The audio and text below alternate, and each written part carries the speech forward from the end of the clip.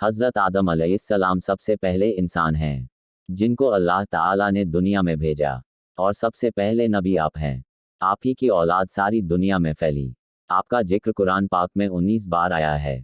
जब अल्लाह ताला ने दुनिया को आबाद करने का इरादा किया तो उसने फरिश्तों से कहा, मैं दुनिया में अपना एक नाइब खलीफा बनाना चाहता हूँ। फरिश्तों ने कहा, ए अल्लाह, तू दुनिया में ऐसे शख्स को नाइब बनाना चाहता है जो खराबियां करके और खून करता फिरे। हम तेरी तारीफ करने के साथ तेरी तस्बीह और पाकी बयान करते रहते हैं। अल्लाह ताला ने फरमाया, मैं वह बातें जानता हूँ जो तुम नहीं जानते। अल्लाह ताला ने हजरत आदम अलैहिस्सलाम को सब चीज़ों के नाम सिखा दिए। फिर उनको फरिश्तों के सामने किया और फरमाया, अगर तुम सच्चे हो तो मुझे इनके नाम बताओ।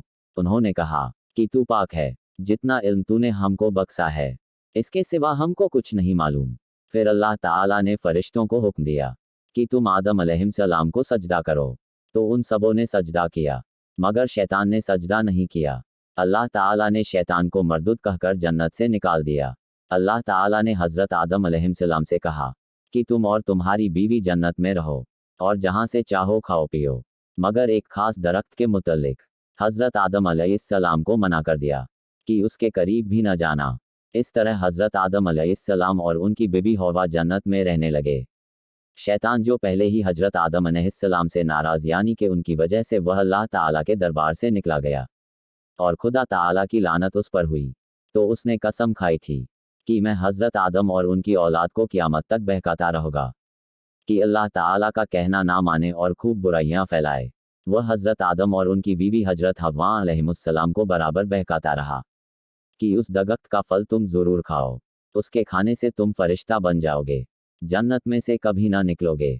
आखिर एक दिन हज़रत आदम अलैहिस्सलाम और उनकी बीबी हज़रत हव्वा शैतान के बहकावे में आ गए और दरख्त का फल खा लिया। फल खाते ही दोनों के जन्नत का लिबास उनके बदन से गायब हो गया और वह जन्नत के पत्तों में अपने बदन को छुपाने लगे। अल्लाह ताला ने हज़रत आदम अलैहिस्सलाम से कहा कि हमने कह दिया था कि इस दरख्त के पास भी न जाना और शैतान के कहने में न आना, वह तुम्हारा दुश्मन है। तुम उसके कहने में आ गए। अब तुम और तुम्हारी बीवी हज़रत हव्वा जन्नत से चले जाओ और दुनिया में जाकर रहो। हज़रत आदम अलैहिस्सलाम को जन्नत से निकलने और शैतान के बहकावे में आने का बहुत रंज हुआ और बहुत अरसे तक अल्लाह ताला से मुआफ़ी मांगते रहे और रोते रहे कि अल्लाह ताला मुझे मुआफ़ कर दे। आखिर अल्लाह ताला को रहम आया और हज़रत आदम अलैहिस्सलाम को यह दुआ सिखाई कि ए हमारे रब, हमने अपने ऊपर जुल्म किया और तू क्या हम पर रहम नहीं करेगा, तो हम बड़ा नुकसान उठाने वालों में से हो जाएंगे।